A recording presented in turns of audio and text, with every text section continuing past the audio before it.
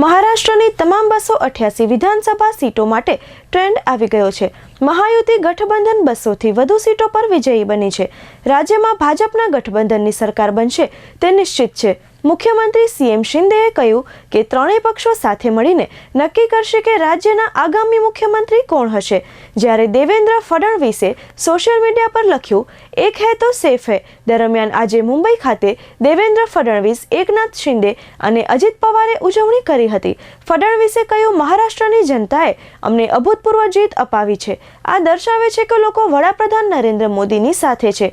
એક હૈ તો સેફ હૈના સૂત્રને અનુરૂપ તમામ વર્ગો અને समुदायों लोगों एक थईने अमने मत आप्यो। पहली बात तो ये है कि संजय राउत इनके ऊपर मैं कभी प्रतिक्रिया देता नहीं, लेकिन आज आवश्यकता इसलिए दे रहा हूँ।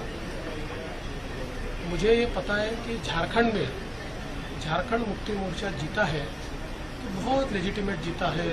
वहाँ चुनाव एकदम फेयर हुआ है, वहाँ पर इलेक्शन कमीशन ने अच्छा काम किया है, वहाँ पर ईवीएम इतना पक्का था कि वो हैक ही नहीं हो सकता।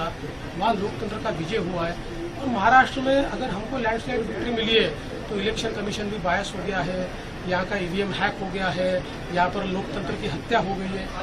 कि कभी न कभी आत्मचिंतन करने की आवश्यकता होती है। जो आत्मचिंतन नहीं करते जिंदगी में वो समाप्त हो जाता है। मुझे ऐसा लगता है कि कभी न कभी आत्मचिंतन करना चाहिए और इस प्रकार से वो बात करेंगे तो क्या लोगों का विश्वास बैठेगा।